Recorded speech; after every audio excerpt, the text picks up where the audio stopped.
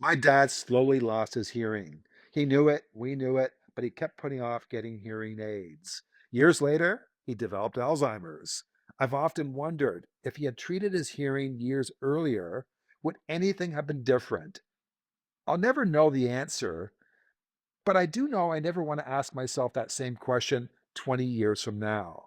But that question changed how I look at my own hearing, and maybe I can help you as well. I'm not saying that hearing loss caused his dementia. Nobody can honestly say that. But watching that unfold, it made me ask a question I haven't been able to stop thinking about. If we could protect our hearing, could we help protect our brain? So, what about you? If I asked whether your hearing was getting worse, what would you honestly say? I'm Steven, I'm 62 and retired. Both my parents developed Alzheimer's, and that's why I research everything I can to stay mentally sharp, physically strong, and independent after 60. And I share what I learn here. I'm just a son trying to learn from what happened to my dad, and I'm asking whether there's something I'm overlooking in my own life.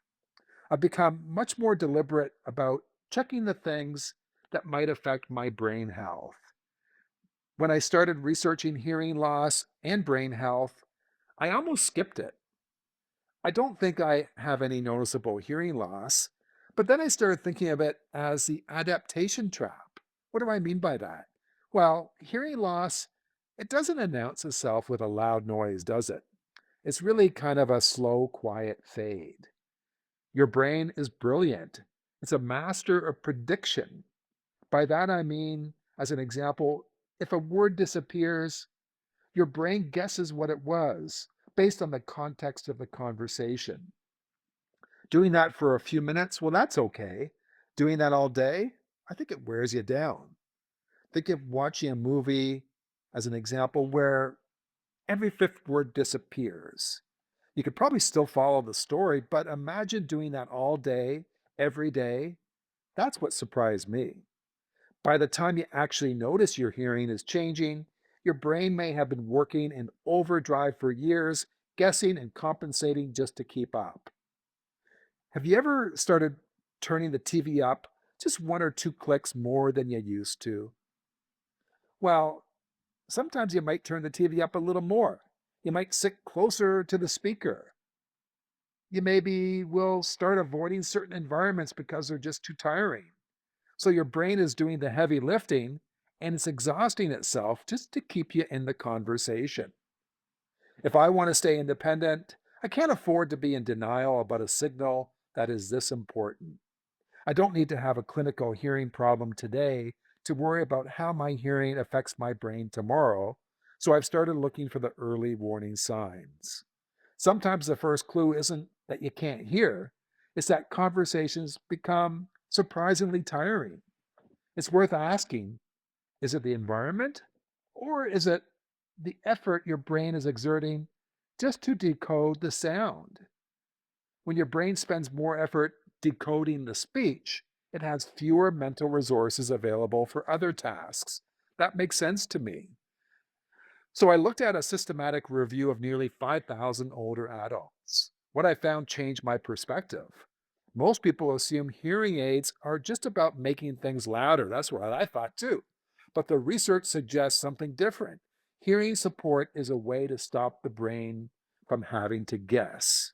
Every single study in that review that looked at memory found an association between better hearing and better memory performance. Isn't that something? Between better hearing and better memory performance. When the brain gets a clear signal, the guessing game stops. The constant background load of filling in the blanks, it disappears. The thing that surprised me most wasn't that hearing affects communication.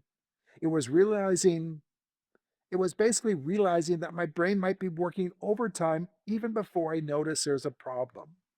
Researchers think reducing the effort of understanding speech may leave more mental resources available for conversation and memory, although the exact mechanisms are still being studied.